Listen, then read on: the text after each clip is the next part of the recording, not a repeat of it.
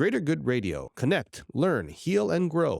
What would be something that most people, I guess, would not know about the senator that would be surprising or endearing or, like, wow, I didn't know that.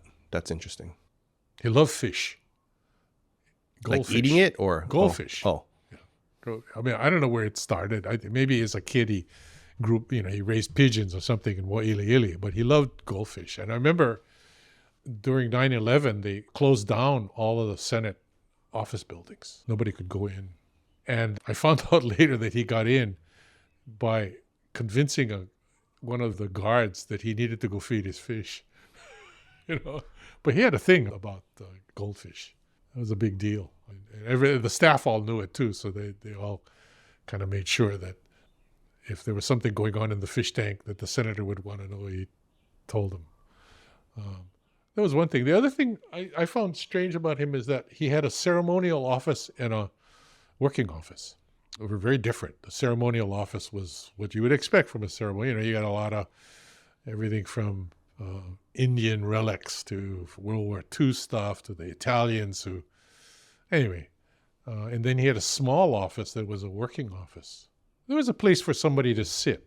There's really small offices. And he never spent time in the ceremonial office unless people came to visit or something. He would sit there. It told me something about him, about understanding the theatrics of his position, I think. I was in his ceremonial office one day and I opened a coat closet. And on the bottom of the coat closet was a case of very expensive French champagne. So the senator rarely drank. So I said, "Senator, what's the wine for?" He said, "Well, my brother, Ted Stevens, was this Republican senator from Alaska. He's the one that Inouye and he were like brothers. Every time he does something for me, I know he loves wine, so I send him a bottle." And that reminded me of the fact that the senator was actually a licensed bartender. I mean, he was a member of the bartending union. And when he was majority leader in the state house, he had a bar in there, he said. And that he knew what everybody drank. So when people would come in, he would mix them their drink. And he said it was wonderful for relationships. And I think he's right. I mean, I think his attention to that kind of stuff was really important. And nobody knew about it. I didn't know about it either. But he was a bartender. And he'd come to my house. He'd come to our house. We'd have a dinner or something. The only thing he drank was gin. Like not even water? No, he would mix it. Gin and tonic or something, but it was gin. If you asked him to mix a drink, he was a pro. He knew how to do it. So he was sensitive to those kinds of proclivities, I guess, on the part of people he wanted to build a relationship with. Do you also kind of feel like that's the message that's sent when the U.S. Senator knows your drink and makes it with one arm? Yeah.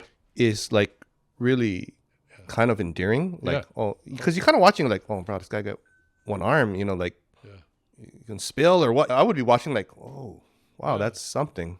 Because you got plenty of people around that could do it for you. Yeah. Yeah. That was a big thing for him. Something else, he was allergic to flowers. Now, being a politician in Hawaii, being allergic to flowers is a challenge. But if you'll notice, he'll take pictures with the lei on. But if you'll notice, he always had some non-floral lei on because he had allergies.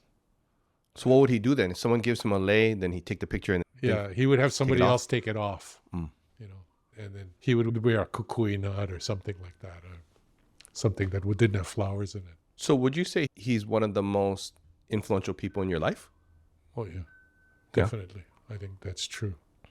We used to sit around thinking what he couldn't do with having one arm. You mean with the other staff? With other staff. And we figured out you could do, he always wore a tie, right?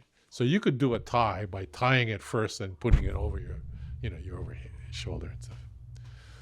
The one thing we couldn't figure out was how does he put on cufflinks, because he used to wear cufflinks. Mm-hmm. So I think somebody who had the balls asked him, "Senator, how you put on your cufflinks?" And he said, he used to have his shirts made. So he said, "I put on the cufflink with the shirts off, and I put my hand through like that. Mm-hmm. And I make the opening a little bit wider than most."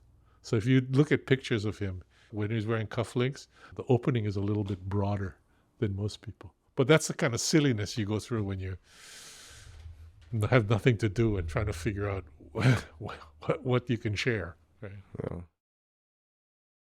If you resonate with Greater Good Radio, please join our community at www.greatergoodradio.com, where you can get access to exclusive content and offerings. Hope to see you soon.